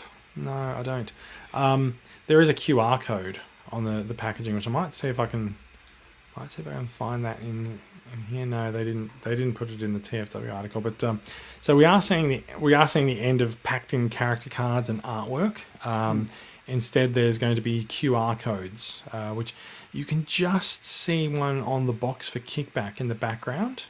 And in fact, I'm going to I saw in some other news thing that there was like this tiny text spec that was like a QR and the zigzag. It's a tiny text spec. So what I'm going to do, I'm going to take that out of full screen. I'm just going to bring this in and put that there. That's it. Yeah. Yeah. So that's the so this is sort of the new replacement for packed in QR codes and stuff. I don't think the tech specs are actually really tech specs. I think it's just an indication that that's what the QR code leads to. And they flashed this one up in the stream and encouraged people to get their phones out and scan it. Because it's 2021 and we've been scanning QR codes for 18 months in a pandemic, everyone was able to do it, and everyone responded on the spot, and everyone scanned the QR code and probably crashed the Transformers website because it pointed to the Transformers website's character page. How long those web pages will remain online for is an interesting question. But for now it's a very modern packaging edition. Here's a QR code. Please scan it, and also please check in and let us know where you are at the same time. I don't really have too much of a problem with that, but I do think it's interesting because it means that there's a little less character to what's in the box, and it's really just a figure now. Hasbro's been dialing back the my fiction first nature wants. You want to buy There's a part of me that still wants to be able to pick up. I mean, maybe I don't need a full bio, but there's still a part of me that wants to pick up the box and go, "Oh, who's this person?" If they sound interesting, I might get them. But if it just says, like, "Oh, this is Autobot Bulkhead," I'm like, right. And okay, it depends. It depends what you bring to the line and what you already know about it. But yeah. So but if it said QR something codes for interesting, if it was a character I hadn't heard of before, but the description on the back was an interesting personality, I might go, "Oh, this person sounds fun. Got to take this box to the register." Yeah. And also it's worth pointing out it's not the first time that they've had scannable items on Transformers, because Robots in Disguise had the scannable faction badges so that you could add particular characters into the game. As so did Angry Birds Transformers. It did too. Yeah. So there's the that's the packaging, and there's the work in progress photo that shows two Decepticons are about to get their asses kicked because there's no other Decepticons to not only is it 4-on-2, it's two of the four are Bulkhead and Optimus Prime, and RC's no slouch either. That particular RC, so it's. I hope you got high speed ratings on your tech specs, guys. Yeah. Well, we can find out. We can scan their QR codes and we can find out when they're released. I think it's fair to say there's some Decepticon reinforcements coming pretty soon. Also, the Decepticons are going to get a combiner out of this line. So yeah, let's turn our attention to another part of this that has not had too much coverage, which is release dates. Now, Hasbro, it's October. It's late October. Traditionally, we expect new Transformers to turn up in January and February. I always think that it's a shame that Hasbro misses Christmas with new Transformers releases, and instead it's always the tail end of the line. So it's like whatever comes out in wave 4 or wave 5 of a product line is going to be under the Christmas tree for kids instead of like the major characters from the first wave. But I remember a few times I've seen, like in that last week of December, the first of the new wave turning up, and I always thought, oh, that would have been great for Christmas, but whatever. Yeah, it's missed it by a week as well, right? It's like I've always been puzzled as to why Hasbro can't sort of like hustle and bustle a bit to get out the major characters and get them under the tree for Christmas. Just get them out a month earlier. Now, Maybe their thinking is that with all the parents buying kids' toys, that they'll just sweep up a lot of the leftovers and shelf warmers. maybe, yeah. That's a shame if that's the feeling. But I wouldn't put it past that. I also know that we'll often talk about Big W's mid-year toy sale as parents buying toys for kids in advance of Christmas as well. So maybe there's an assumption that Christmas toys have already been purchased, and so yeah, there's no big rush to get the new things out. But I remember. Well, I don't remember this feeling this as a kid, but like I can't help but feel that kids who've just gotten a particular Transformer for Christmas then go to the shop the next week and they're like, "Oh, what the hell? There's a brand new product line out now. What about the one that I just got? Well, now it's old. I don't know. Old news. Yeah, I'm probably being slightly too cynical on behalf of the child in that regard. However, I do think that there's something fishy going on with release dates for Legacy Wave 1, and the reason is because of the things that I'm about to flash up on screen. Big Bad Toy Store is expecting Drag Strip in July 2022. Big Bad Toy Store is expecting Bulkhead in May 2022. Oh, and there's a couple of other things that we didn't talk about there as well. Amazon is expecting things to ship in July. Pulse is expecting things to ship in July. So Yeah, and Pulse is the big one, because I could understand if some of the not Hasbro stores push the release date forward in time as sort of we don't know, but this seems like the latest possible date. But Hasbro themselves should at least have some ideas which suggest this. I mean, this is like what happened with Prime and with Animated. Yeah, I mean, there's no fiction for this to lag behind now as well. Yeah, but it is a big gap with any generation's toy content basically being the last of Kingdom and a few selects. And I mean, Cyberverse is chugging along, but it looks like it's going to have had its day pretty soon too. So yeah, that's true. So we're starting to see some new Cyberverse figures come out, and you mentioned before, and we'll probably talk about this in the coming weeks. But the Cyberverse movies are about to hit Netflix in the next month or two. So like maybe it's really a case of just like get Kingdom out of the way and let Cyberverse have a little bit of time to shine, since it's going to be on Netflix. Actually, yeah, it does look like they've got a bit more up its sleeve. So maybe that was premature of me to think it was fading out. Maybe sort of going in ebbs and flows of the new movies and stuff. So we are expecting the remains of Wave 4 of Kingdom to come out in the next couple of months. So that's Pipes and Slammer and Tigertron. I did find it utterly hilarious that I think the Transformers community actually trolled Hasbro because they held a fan vote over the last couple of weeks, and they asked the Transformers community to vote on the Kingdom figure of the year. And the community awarded the Kingdom figure of the year to Tigertron, which is a figure that's not released yet. It led to a couple of awkward moments on the live stream where Hasbro's marketing people assured us that Tigertron is on shelves and you can go and get it. That's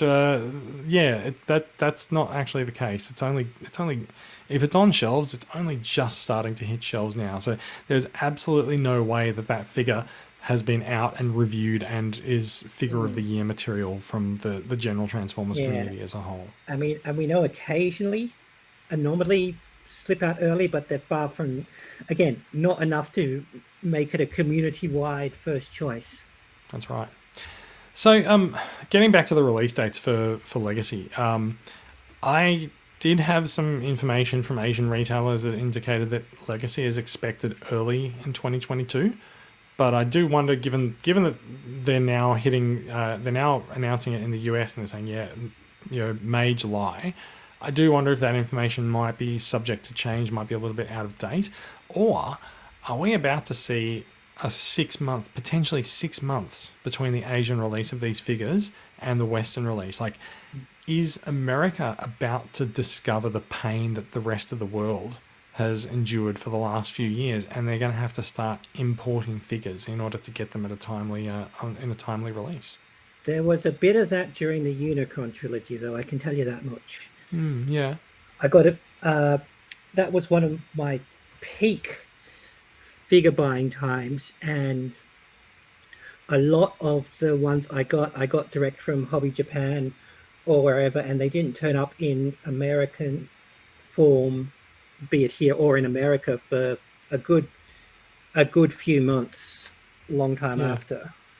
Well, so America is currently, like a lot of the rest of the world, America is currently experiencing massive supply issues on particular things. There are cargo ships that are just sitting off the coast waiting for a chance to dock and unload. Part of it is COVID restrictions. That's not the only thing at play though as well.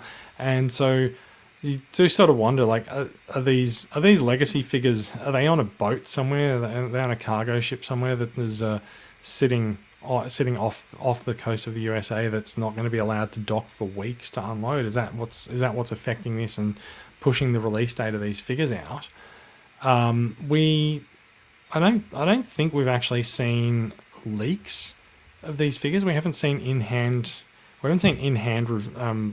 reviews of stolen figures from the factory, which might also tend to imply that they haven't been manufactured en masse yet. Like we're probably looking at prototypes and samples here. And generally, in the months leading up to release of these of the figures, we would expect to see more in-hand photos of these figures come out. There hasn't been anything yet. There's been leaks of things like blue streak or silver streak and some other related things that we think are coming, but the main wave 1 figures, we haven't seen those leak out yet. So maybe they're either not fully manufactured yet to the point that someone can steal them from the factory and ship them over to YouTube reviewers, or maybe they're sitting in cartons somewhere and they're having trouble shipping them out. If these do actually end up released in Asia first, like that positions Australia really well for getting these, because we're not necessarily subject to the same shipping delays as the US. We might have our own issues, but we also have the option of bringing in these things via air from Asia fairly cheaply as well. So never know. We might start seeing an acceleration even in the early release of figures in Australia. That is nearly it. There's 2 more figures for us to talk about. Now that we're done with Legacy, we're gonna jump back into the Pulsecon reveals for a brief moment. We've already heard much about about Covert Agent Ravage, which is this year's Pulsecon exclusive figure. It's been previously known, and there's not much new revealed here, but the one detail that I noticed in the live stream this morning is specifically the weapons are chromed, and the cassette has no foil stickers. So all of the cassette details are tampoed onto the G1 cassette Ravage in this release. Which, if you've been on the fence wondering, why the hell do I need another G1 Ravage? Well, that does make this release fairly unique, I think. So it probably makes it fairly desirable for durability over time, and whether or not those stickers won't be able to fall off this release. That's it. So I totally forgot I had G1 Ravage because I'd left it in Sound Blaster's chest for years. Yeah, it's like finding a bonus figure, right? Interesting price point. So they also a confirmation that the Ravage Beast Wars figure is a retool of Cheetor, which we already knew.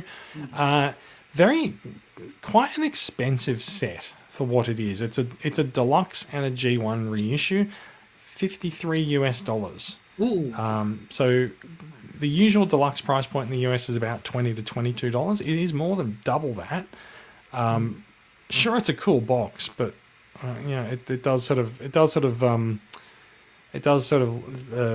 stink a little bit of Hasbro just helping themselves and sticking the hand in the pot. Nevertheless, it has been a very, very well regarded release. There's a lot of people. This has been around for a long time. The stock has been out there for a while around various territories in Asia, around Europe, and it's even on sale in Canada.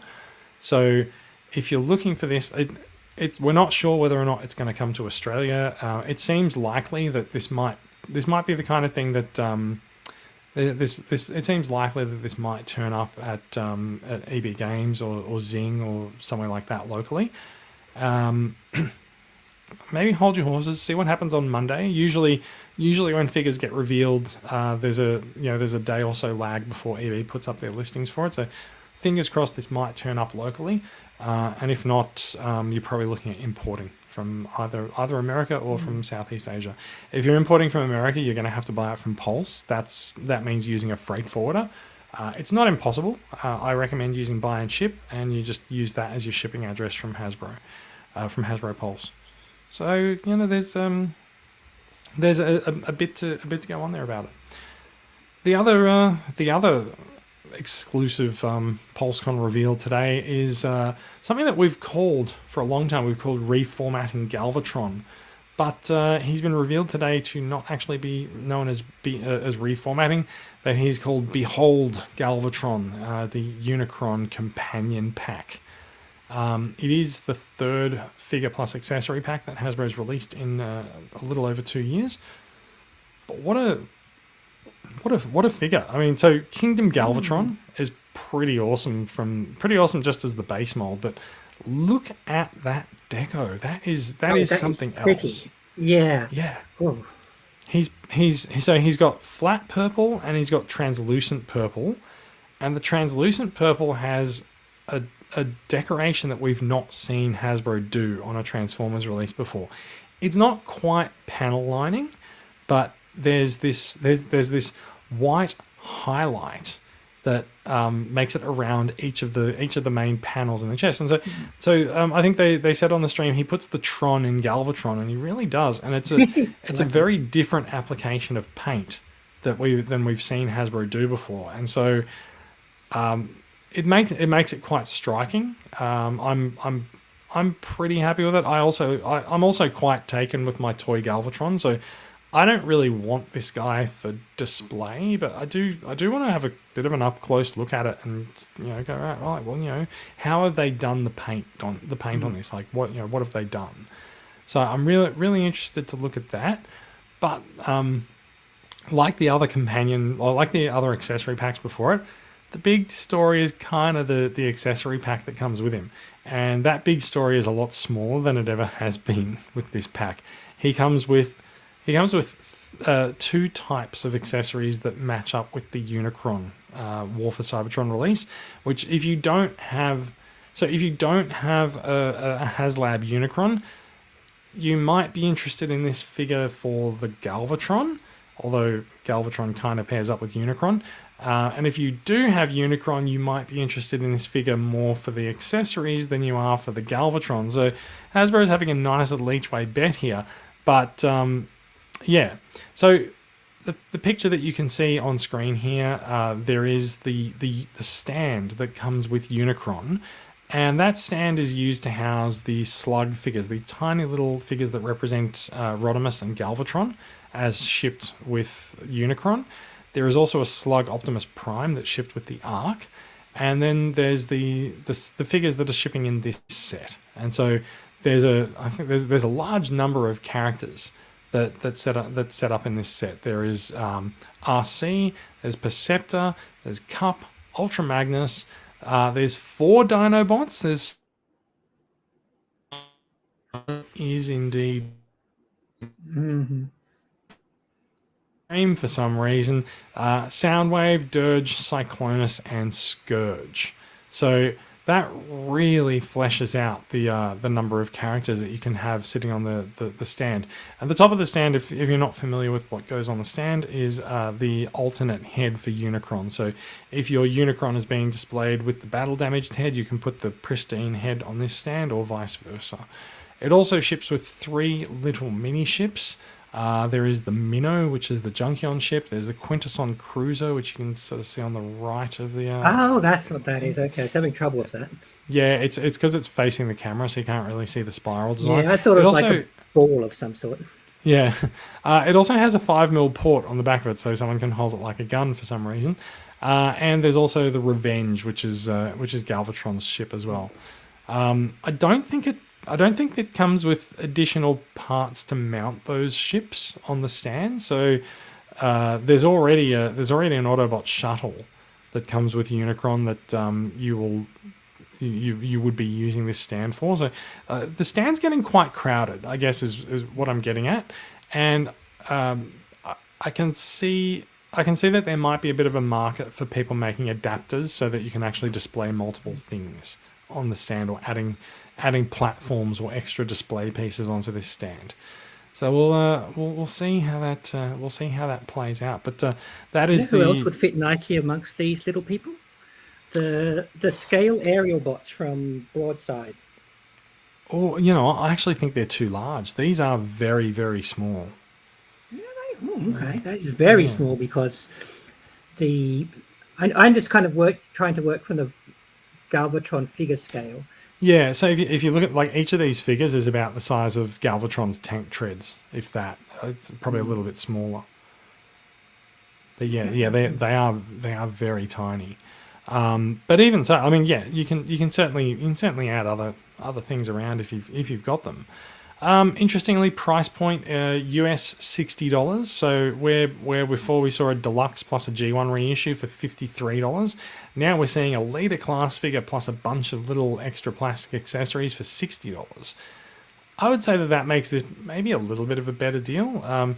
And as someone sort of pointed out, there could be a dual interest for the set. So if you do purchase this and you're looking to sort of offload some of them, there is lots of potential for reselling one part or the other on eBay.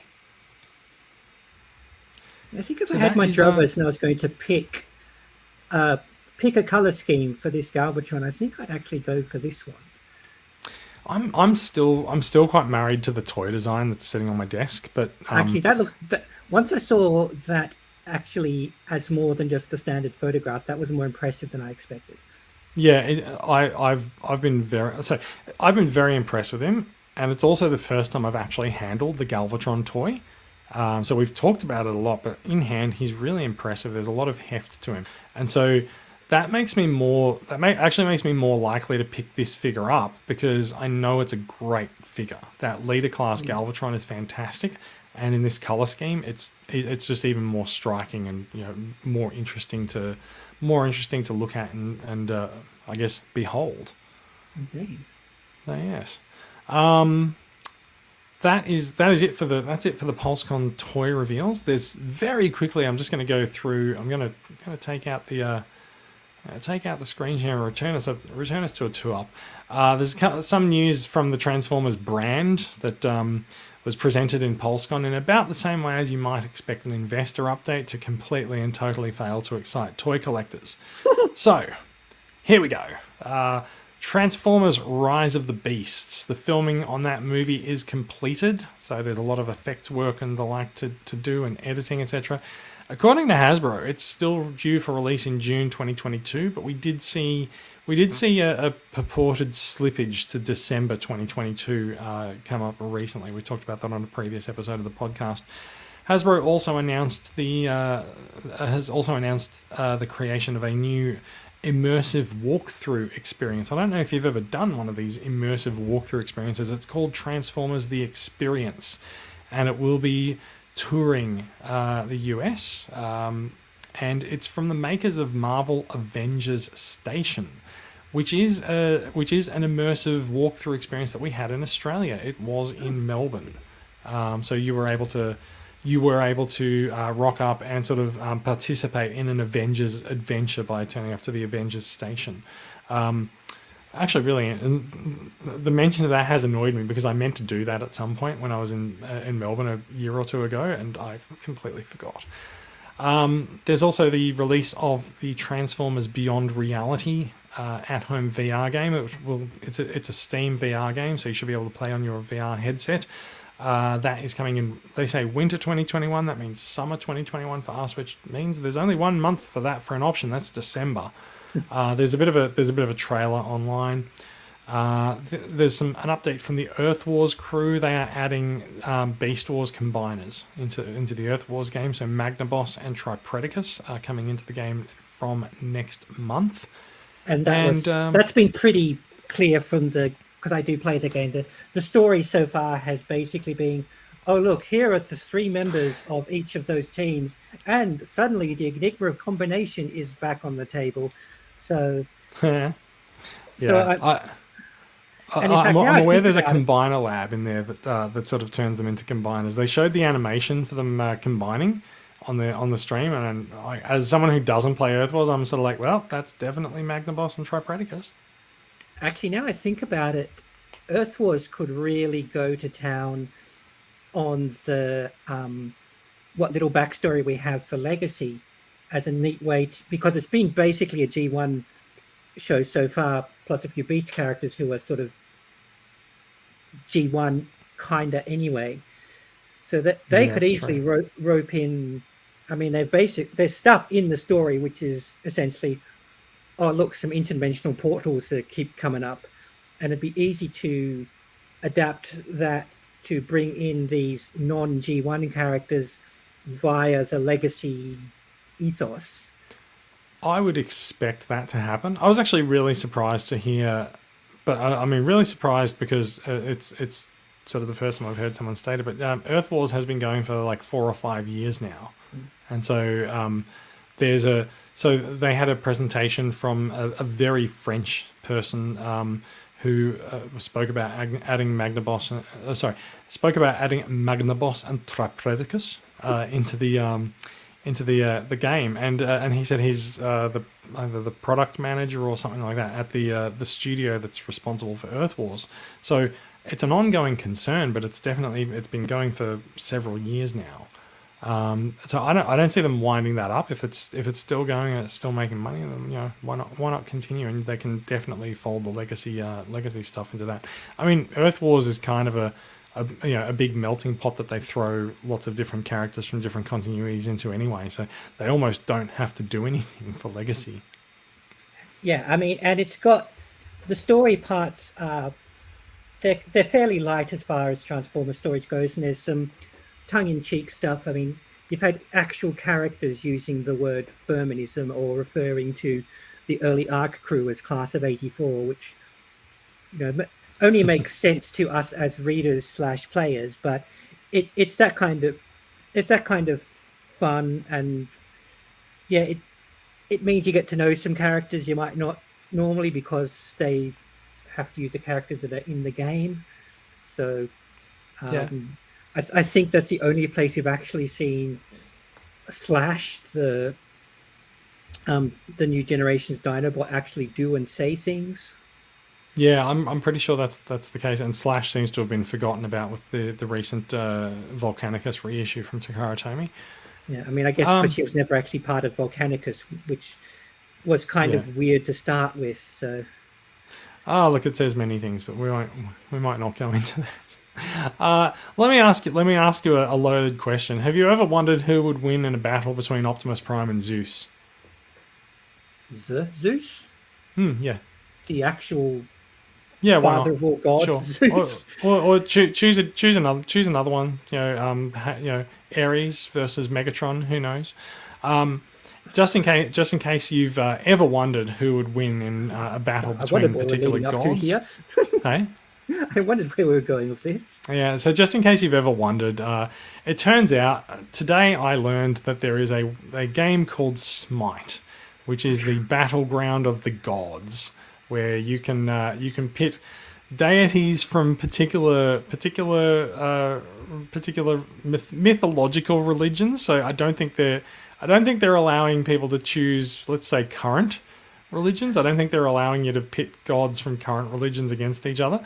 But mythological gods, there's a battleground, so you can set them off against each other. Smite has announced that they are adding Optimus Prime, Megatron, and Starscream as playable skins coming from October 16, 2021. And if that is your thing, and it is Good Lord, it is certainly not mine. You will find out more on a live stream from the Smite show on October 27. Yeah. Not at all exciting. I have, however, saved the best till last because, as you know, I'm big into soundtracks, and I'm also a big fan of Vince DiCola and the '86 movie soundtrack and various soundtracks that have come out since. And they did give us a nice little appearance today from Vince DiCola, announcing that after many years of the game being around, the Transformers Devastation soundtrack is being released. Cool. I'm really up for that. They played a little bit of a cut from it on the live stream. It sounds pretty cool. It sounds like a nice sort of update and very reminiscent of some of the movie score from the '86 movie, updated with some more Transformers related vocals and some more modern instrumentation. Sounds great. Really looking forward to it. Very confusingly, I feel like they said September 5 on the live stream, but it's definitely not out yet. So maybe they meant November 5th. Either way, I'll be looking to add that to my collection. If you are a fan of Vince DiCola's work and you want some extra Vince DiCola, I will also suggest that you check out the soundtrack to the Saturday Morning RPG game, which has been out for a few years now, but it's also very Transformers-y. So there's some cool stuff on that soundtrack. And that is it. That's the Pulsecon reveals. We're done. I don't think there's anything else Transformers-y that happened at Pulsecon that we need to talk about. So I think that's about it. Do you think there's anything else we need to talk about there, Daria? No, I think we've gone into it. We've seen a chunk at least of Wave 1, and we know properly what Legacy looks at doing now. A lot of our speculation has been pretty much confirmed that we thought we knew anyway, but now we kind of know what they're doing with it. Yeah, that's very true. Yeah. So that's a good first look at Legacy. I think we're going to see some more reveals over the next.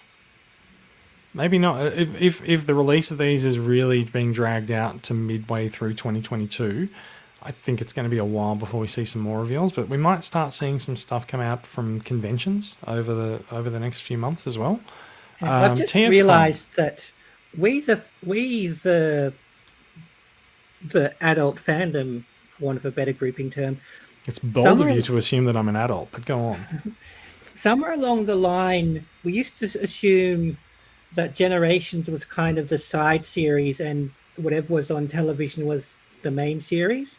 And I think somewhere along the line we flipped that, because I think now many more of us are paying attention to Generations, and Cyberverse is a bit of a, is that still going thing. I think Cyberverse has always existed on the sidelines for us because the show has been more based on more focused on children, and the toys have been a notably lower quality. I think Generations has always been the collector's line for Transformers, and it's the one that they sort of focused more as sort of like the adult collectibles. And that sort of does ignore the existence of Masterpiece as well, but at least this is Hasbro's universe and we're all just playing in it. I think, and this is why I think Cyberverse. So the Cyberverse toys don't exist under the Generations banner, which is an interesting note. Cyberverse did bring deluxe figures in the last couple of years with varying results. I mean, you could say that they've done really well out of it because I've bought them all. I wanted to get that McAdam Bath, but I feel like that stuff is still going to sit there, and Cyberverse stuff is not going to go away. It's still going to be hanging around. There's still going to be studio series on the shelves. Potentially that might be where there's a lot of focus for the first half of the year. If like we know we're going to get Perceptor and Coronation Starscream in studio series next year, so maybe the studio series will pick up some of the slack if this stuff does come late, sort of midway into the year. I also am looking forward to finding out whether or not these figures will actually come out in Asia and thus hit our desktops and our tabletops here sooner than the US, which will be a nice change. Yeah, they've occasionally surprised us that way, so I guess we stay tuned. They have. We'll see what happens. All right, I think with that, that is it. I think we're done. We've run to a couple of hours, so I think we're about ready to finish things off. So, thank you everyone for listening, and thank you for watching. It's been a nice little Saturday afternoon diversion. Watching the live record, thank you for checking us out. You will find these stories not necessarily in the show notes, but you will find links to them all over Transformers news websites. We use TFW 2005's news stories a lot in our screen shares, so you'll find that all over the news. If you would like to get in touch with us, please do. We love listening to feedback. We love seeing live comments on the stream, and we do respond to them when we can. The official site for the podcast is transformersweekly.podbean.com. There is an Australian Transformers Weekly Facebook page, and of course you will find Daria and myself in Transformers Collectors Club Australia on Facebook. If you're not already subscribed to the podcast, if you're just listening to this from like Google search results or watching us on YouTube, you can find the link to the podcast on the website as well. We are a production of Transformers Collectors Club Australia. We're a registered club in Victoria. We're run by volunteers donating their time, effort, energy, sometimes money, and sometimes Saturday afternoons, trying to make collecting in Australia better and more enjoyable for everyone. We want to connect Transformers fans around the country. We want to do it by engaging the collecting community and getting people together to talk about upcoming Transformers, reminisce about past Transformers, and just bring a nice positive vibe and energy to the community. And I think that we do that quite well. You can find out more information about the benefits of TCCA membership and how to show your support for what we do at transformerscca.com. You will also find the TCCA Twitter account at Transformers CCA and Transformers Collectors Club Australia on Facebook. You will find me at JM77 on Twitter, and you will find Daria at Vindaloo Vixen. And don't forget also to our lovely producer Brad, who does front up onto the show every couple of weeks. Brad also runs the Budget Adventure Show on YouTube, so do be sure to check that out. That is all from us, and we will be back with more Transformers news soon. In fact, the next episode is going to be a big one, because this is episode 249. So that means the next one's going to be it's not even a quarter of a century. It's a big quarter of a millennium. Yeah. I was trying to think of the right word for it. We're aiming to have some familiar faces come back and join us for episode 250. So it should be a big party. Should be a good time. And it might not happen in the next week, but it will happen pretty soon. So keep an eye out for that. And with that, thank you very much. Thank you for listening. Thank you for watching. And we'll see you all soon. Bye, y'all.